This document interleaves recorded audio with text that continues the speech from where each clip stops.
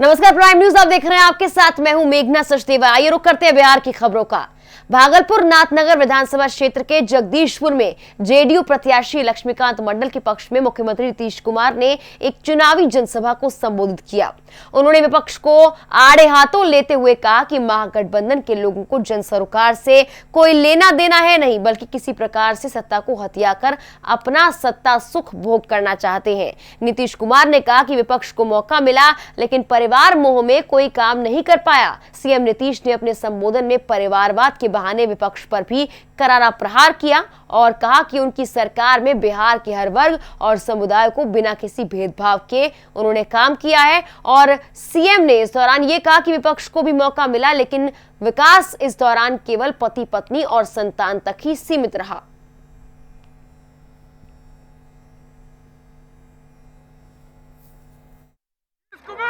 और हम लोगों ने सोच लिया कि अगर पशुओं की बीमारी होती है, लोगों को बहुत खर्च होता है।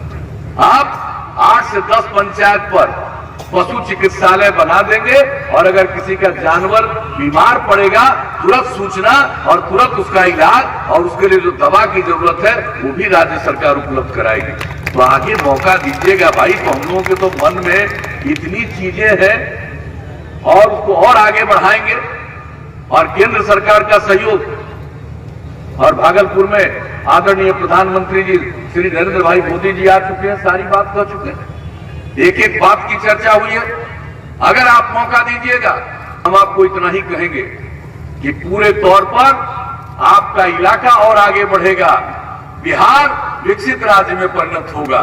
तो यही हम आप सबसे निवेदन करने आए हैं और जितना संभव है हम हर बात की क्यों चर्चा करें। अलग जगहों पर तो हम कह चुके हैं कि जो काम आप लोगों के क्षेत्र में किया गया है और इन्होंने बहुत हद तक बहुत सारी बात आप लोगों को बता दी है, तो इसलिए हम तो हर चीज की चर्चा करने की कोई आवश्यकता नहीं। हमने संक्षेप में, क्योंकि आज कई जगहों पर जाना है, हम तो आए हैं। और एक बात जान लीजिए, अगर मन में कोई बात होगी फिर काम करने का मौका दीजिएगा।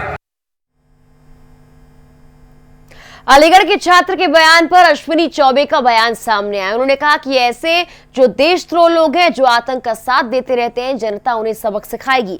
तेजस्वी के द्वारा नीतीश को मुद्दे पर बात करने के बयान पर अश्विनी चौबे ने कहा, जिसको मुद्दा ही समझ में नहीं आता, जो 10वीं पास ही नहीं कर पाया, वो व्यक्ति नीतीश कुमार को कोसने का काम करता है। उनके पिताजी ने 1 लाख नौकरी देने का छपरा में ऐलान किया था और सबसे पैसा वसूल लिया। अश्विनी चौबे ने कहा, वैक्सीन बिहार में जरूर फ्री दी जाएगी और ये सही है, सुशासन की सरकार बनेगी, वैक्सीन फ्री मिलेगी। अश्विनी चौबे ने कहा, हमारी सेना ने पुलवामा का सही जवाब दिया। अगर फिर ऐसी घटना होगी तो पाकिस्तान को और उसके नक्शे को हटा देंगे।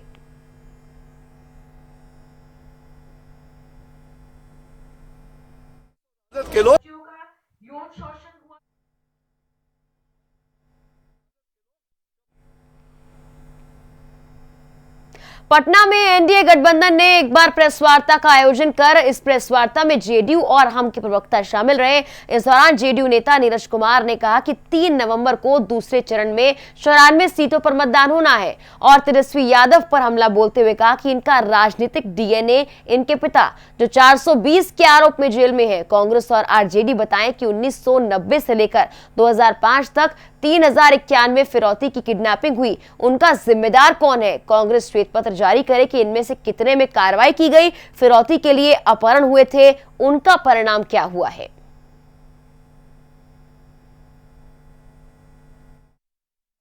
सौभाग्य मानती हूँ कि पटना में प्रेस मीट करने का मौका था और एक ऐसे मंच से मिला और ऐसे वक्त था कि चुनाव चल रहा है और महिला सुरक्षा और महिला अधिकार को लेकर पूरे देश में एक तनाव है। हाथरस के बाद मेरे साथ ऑल इंडिया महिला कांग्रेस की सचिव दीपिका पांडे जी और झारखंड की माननीय विधायिका हैं। मेरे साथ बिहार महिला कांग्रेस के कई कार्यकर्ता हैं और पवन खेरा जी ने कहा कि वो आज अल्पसंख्या में हैं। पर मेरा मानना है कि अलका लांबा जी कुछ दिन पहले आपके बीच आई, उन्होंने कई सारे महत्वपूर्ण आंकड़ों के माध्यम से आपको बताया कि बिहार में महिलाओं की स्थिति क्या है। पर मैं थोड़ा सा उससे आगे उसी मुद्दे को आगे बढ़ाते हुए ये कहूंगी कि महिलाओं के मुद्दों पर जोर देना जरूरी क्यों है। क्योंकि अगर हम सिर्फ बिहार नहीं पर पूरे देश के आंकड़ों को देखें तो एक बार नहीं बार हर विधानसभा के चुनाव में और लोकसभा के चुनाव में महिलाओं ने ये बार साबित किया है कि जब मतदान का वक्त आता है तो महिला पुरुषों से ज्यादा संख्या में बाहर आता। बिहार विधानसभा चुनाव में प्रचार में तेजी अपने जोरों पर है। दूसरे चरण के मतदान का चुनावी शोर थमने से पहले राजनीतिक बयानबाजी तेज हो गई है। इस बीच तेजस्वी यादव ने बीजेपी के राष्ट्रीय अध्यक्ष पर जोरदार हमला बोला है। उन्होंने कहा बीजेपी अध्यक्ष मुद्दों की बात नहीं कर रहे हैं, अगर उन्हें लगता है तो वो जगह और समय चुन लें, हम किसी भी स्थान पर नड्डा जी से बहस करने के लिए तैयार हैं, यह हमारी खुली चुनौती है। तेजस्वी यादव चुनाव प्रचार में निकलने से पहले ये कहते हुए नजर आए कि नड्डा जी को ये बताना चाहिए कि क्या बिहार को आयुष्मान योजना का लाभ मिला, क्या विशेष राज्य का दर्जा मिला, महंगाई पर क्यों नहीं बोल रहे, बाढ़ मजदूर पर क्यों नहीं बोल रहे। नड्डा जी को बताना चाहिए कि बाढ़ में इतनी परेशानी हुई तो एक बार भी वो झांकने नहीं आए और अब वोट मांगने आए हैं।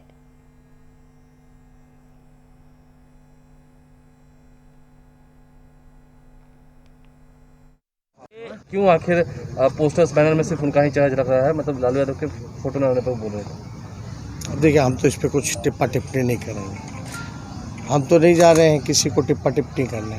हम तो काम की बात कर रहे हैं, बेरोजगारी की बात कर रहे हैं, पढ़ाई लिखाई की बात कर रहे हैं, दवाई की बात कर रहे हैं, सुनहरे बिहार की भविष्य की बात कर रहे हैं।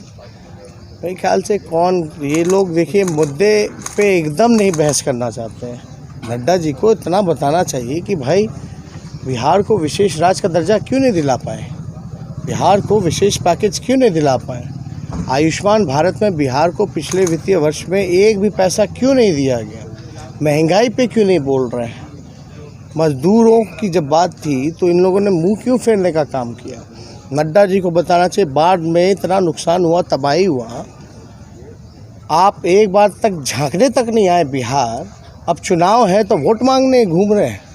आपको कम से कम सेंट्रल की तो टीम भिजवा देते, खुद नहीं झांकना था। तो बाढ़ में लगभग 85 लाख आबादी प्रभावित हुई है।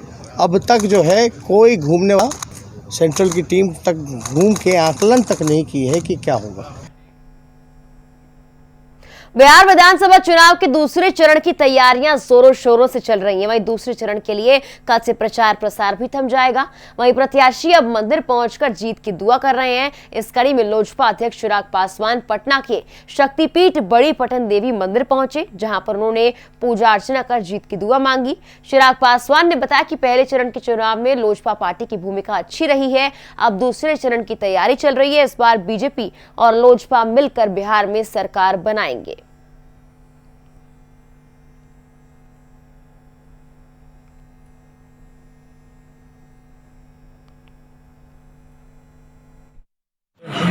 कि उनके बिना जिस रणभूमि में उतरा हुआ उसमें मुझे वो पापा की जो अंतिम इच्छा थी उसको मैं पूरा कर सकूं, बिहार को लेकर जो पापा की सोच थी उसको मैं पूरा कर सकूं। तो बस यहाँ पर आया हूँ माँ का आशीर्वाद देने, ताकि आगे अपने तमाम कार्यों में सफल हो सके। ये भी वर्तमान में विधानसभा चुनाव है, चुनाव में महागठबंधन एक तरफ एनडीए है, क्या संभावना लग रही है लोजपा को, कितनी संभावना है इस बार? देखिए, बस इतना बोलूँगा कि लोक जनशक्ति पार्टी का जिस तरीके से पहले चरण में प्रदर्शन रहा, इतना स्पष्ट की सरकार भाजपा लोजपा हम लोग मिलकर बना रहे हैं, इसमें कहीं। विधानसभा चुनाव 2020 को लेकर क्षेत्र में प्रत्याशी अपने अपने मुद्दों को लेकर जनता के बीच पहुंच चुके हैं। वहीं गायघाट के निवर्तमान विधायक महेश्वर प्रसाद यादव, जो महज कुछ दिनों पहले ही आरजेडी छोड़कर जेडीयू की सदस्यता लेकर एनडीए के प्रत्याशी बने हैं, उनसे हमारे संवाददाता रुपेश कुमार ने खास बातचीत की है। देखिए।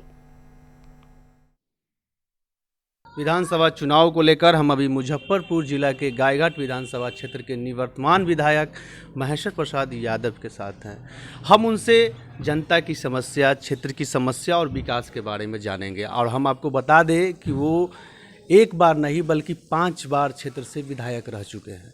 सबसे पहले तो सर आपका प्राइम न्यूज में स्वागत है।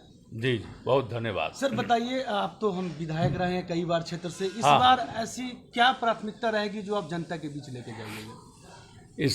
हमारी सबसे बड़ी समस्या है बाढ़ की समस्या। संपूर्ण उत्तर बिहार बाढ़ से प्रभावित होता है। तो हम इस बार सरकार विधायक चुने जाने बाद सरकार से पुरजोर पैरवी करेंगे कि उत्तर बिहार में बाढ़ की समस्या का स्थायी समाधान हो। दूसरी सबसे बड़ी समस्या है, कई जगह पुल पुलिया की ज़रूरत है। तो हमारी प्राथमिकता है इस बार पुरानी बागमती नदी की धारा पर सतघट्टा में, धोबौली में, सूरा में, खजरी में, इन जगहों पर जो है सो पुरानी बागमती में पुल बनाया जाए। हमारी प्राथमिकता है कि बंदरा प्रखंड के रतवारा घाट पर बूढ़ी गंडक नदी में पुल बनाया जाए। ये सब हमारी प्राथमिकताओं में है। पुल और छोटा छोटा पुलिया भी कई जगह बनाना है। दूसरी सबसे बड़ी समस्या है, अभी ऐसे 50 टोले हैं जहां आने जाने का रास्ता नहीं है, लोग आड़ी पकड़ के जाते हैं। माननीय मुख्यमंत्री जी ने योजना चलाया है पहले भी, टोला सड़क संपर्क योजना, लेकिन अधिग्रहण करके जो जमीन अर्जित करना है वो अभी तक नहीं हो सका है, जिसके चलते कई टोलों का काम रुका हुआ है। तो हम प्राथमिकता में माननीय मुख्यमंत्री जी से आग्रह करेंगे इस बार कि बड़े पैमाने पर जमीन एक्वायर करके टोला सड़क संपर्क योजनाओं को जो है सो जोड़ा जाए। और जितनी हम लोग प्रधानमंत्री ग्राम सड़क योजना से, मुख्यमंत्री ग्राम सड़क योजना से प्रत्येक गांव को हमने जोड़ने का काम किया है पिछले दिनों। और जितनी भी सड़कें जो अभी जर्जर दिखाई देती है बाढ़ के कारण, सबों की मरम्मत का टेंडर हो चुका है। सब में मरम्मत का काम अब लगभग लग चुका है, तो उसकी कोई समस्या नहीं है। जो स्वास्थ्य की समस्या है तो उसके लिए भी जो है गायघाट में अस्पताल अच्छा काम कर रहा है। बंदरा में फर्स्ट क्लास अस्पताल बना है। हमारे विधायक काल में ऐसा अस्पताल जिले के किसी अन्य जगह पर नहीं है, गांव में, देहात में। तो ये हम चाहेंगे कि उसमें और सुधार हो। प्राथमिक स्वास्थ्य केंद्र हर जगह सुचारू रूप से काम करे। क्षेत्र के कुछ उप स्वास्थ्य केंद्र बंद पड़े हैं या जर्जर, अब उन सबों को चालू किया जाएगा। आपने देखा ना कि पहले जो है सो प्राथमिक स्वास्थ्य केंद्र जो है वो भी काम नहीं कर रहा था, आजकल वो सुचारू रूप से काम कर रहा है। सैकड़ों लोग आते हैं वहाँ इलाज कराते हैं। अब हमारी प्राथमिकता होगी, आगे हम लोग कोशिश करेंगे कि जो उप स्वास्थ्य केंद्र है गांव-गांव में, वहाँ भी डॉक्टर जाएं। और वहाँ डॉक्टर की कुछ कमी है जो इस बार पूरा किया जाएगा। हर जगह डॉक्टर जाएंगे, काम होगा। जी, तो देखा आपने महेश्वर प्रसाद यादव जो कि गायघाट से निवर्तमान विधायक है, उनकी तैयारी पूरी हो चुकी है चुनाव को लेकर। और क्या विकास के मुद्दे इस बार जनता के बीच लेके जाएंगे, वो सारी तैयारियां हैं। और ये जान भी रहे हैं कि क्षेत्र की क्या समस्याएं हैं। प्राइम न्यूज के लिए मुजफ्फरपुर से रुपेश कुमार। बिहार में विधानसभा चुनाव लड़ रहे लोक जनशक्ति पार्टी के मैनार के प्रत्याशी रविंद्र सिंह ने आरोप लगाया कि वर्तमान विधायक ने सिर्फ कागज पर विकास किया और करोड़ों का घोटाला भी किया, जमीन पर कहीं काम नहीं हुआ है। इससे लोगों में नीतीश सरकार के खिलाफ आक्रोश है। यही वजह है कि इस बार लोक जनशक्ति पार्टी के विधायक रविंद्र सिंह को मैनार की जनता जिताएगी और लोक जनशक्ति पार्टी के नेतृत्व में बिहार का विकास होगा।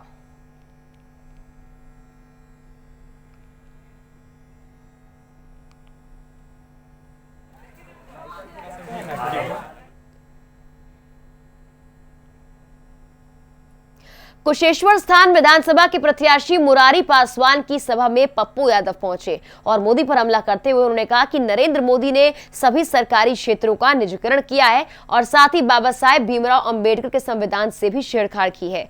उन्होंने जनसभा को संबोधित करते हुए कहा कि 2 साल के अंदर झोपड़ी वालों को 1 BHK पक्का मकान दिया जाएगा और सभी को मेडिकल की जांच फ्री में दी जाएगी। साथ ही बड़ी बीमारी जैसे किडनी और तमाम बीमारियों के लिए भी इलाज फ्री में किया जाएगा। वहीं पप्पू यादव ने कहा आबादी के आधार पर सभी समुदाय, जाति, धर्म में आरक्षण दिया जाएगा और प्रदेश में सिपाही भर्ती में लिखित परीक्षा हटा दी जाएगी।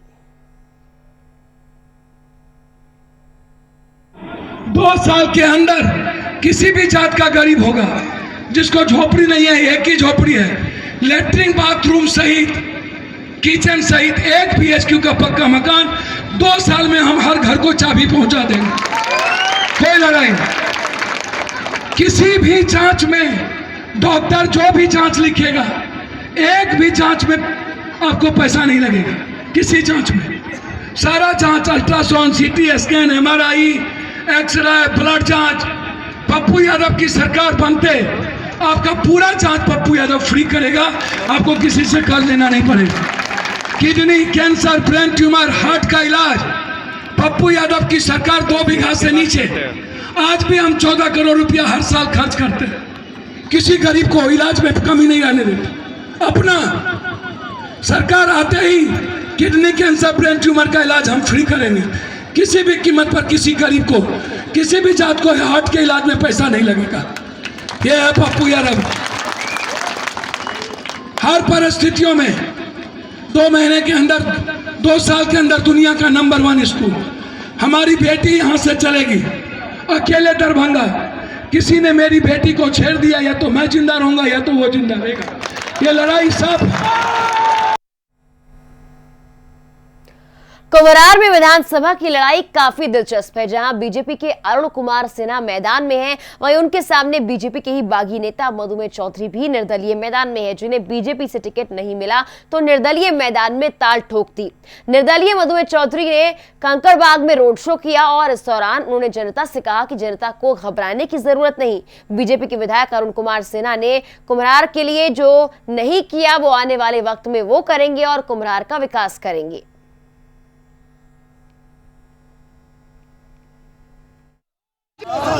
मन बना लिया है, उत्तर की लहर दौड़ रही है और लोगों ने मन बना लिया है कि अरुण सिन्हा को कबाड़ के फेंक देना है, क्योंकि 15 साल के रीजन उन्होंने कोई काम नहीं किया है। पूरे कुम्हरार को उन्होंने डुबोने का काम किया है, इसलिए कुम्हरार की जनता ने मन बना लिया है। परिवर्तन तय है, उनका जाना निश्चित है। जय श्री राम।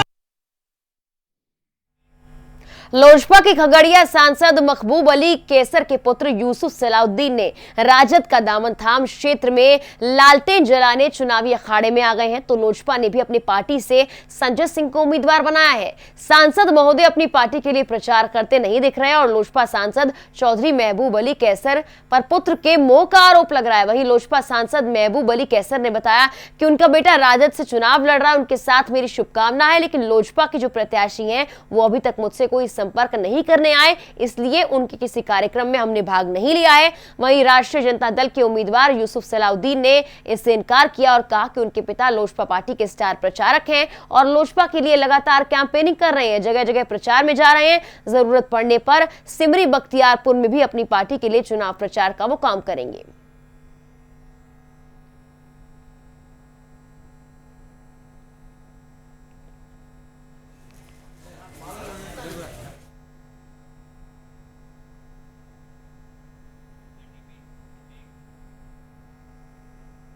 अररिया जिला के रानीगंज प्रखंड के विधानसभा 47 की निर्दलीय उम्मीदवार ब्रजेंद्र ऋषिदेव का बयान। उन्होंने कहा कि मेरा घर छतौना पंचायत है और मैं वार्ड नंबर 9 का रहने वाला हूं। मेरे ऊपर एक केस है जो कि बैसी थाना में केस था, जिसमें समाधान हो गया है।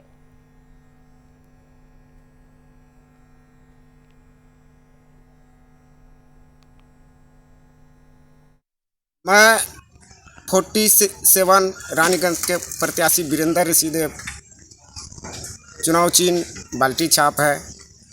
मेरे ऊपर जो भी केस था वो सभी ग्रामवासी को कहना चाहूँगा और रानीगंज प्रखंड के जितने भी वोटर्स या जनता हैं उनको मैं हार्दिक अभिनंदन करना चाहूँगा। कितने मामले थे आपके ऊपर केस? मेरे ऊपर एक ही मामले थे, मामला जिसमें कि मामला मेरा रफा दफा है। निर्दोष साबित हुआ यानी? जी, उसमें मैं निर्दोष साबित हुआ। अखिल भारतीय कांग्रेस कमेटी की प्रवक्ता श्रीमती सुष्मिता देव ने होटल आम्रपाली में एक संवाददाता सम्मेलन को संबोधित किया और उन्होंने महिला सुरक्षा अधिकार को लेकर बात कही। साथ ही जब से हाथरस का मामला आया, उन्होंने ये भी कहा कि बलात्कारी होते हैं, कोई किसी राज्य से संबंध नहीं रखते, उनका कोई लेना देना नहीं। साथ ही ये भी कहा लोकसभा चुनाव हो या फिर विधानसभा चुनाव, महिलाएं पुरुषों की अपेक्षा ज्यादा सक्रिय नजर आती हैं और वोट देने के मामले में भी वो एक्टिव रहती हैं।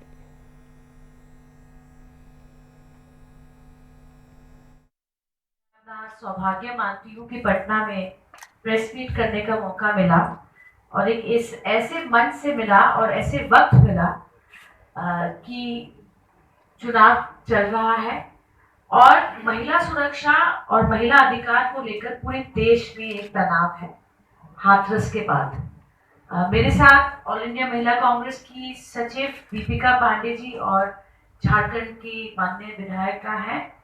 मेरे साथ बिहार महिला कांग्रेस के कई कार्यकर्ता हैं और पवन खेरा जी ने कहा कि वो आज अल्पसंख्या में है, पर मेरा मानना है कि अलका लांबा जी कुछ दिन पहले आपके बीच आई। उन्होंने कई सारे महत्वपूर्ण आंकड़ों के माध्यम से आपको बताया कि बिहार में महिलाओं की स्थिति क्या है, पर मैं थोड़ा सा उससे आगे उसी मुद्दे को आगे बढ़ाते हुए ये कहूंगी कि महिलाओं के मुद्दों पर जोर देना जरूरी क्यों है, क्योंकि अगर हम सिर्फ बिहार नहीं पर पूरे देश के आंकड़ों को देखें तो एक बार नहीं बार हर विधानसभा के चुनाव में और लोकसभा के चुनाव में महिलाओं ने ये बार साबित किया है कि जब मतदान का वक्त आता है तो महिला पुरुषों से ज्यादा संख्या में बाहर आता। बच्चियों का यौन शोषण हुआ था, केस चला, चार्जशीट हुआ, एक को तो सजा।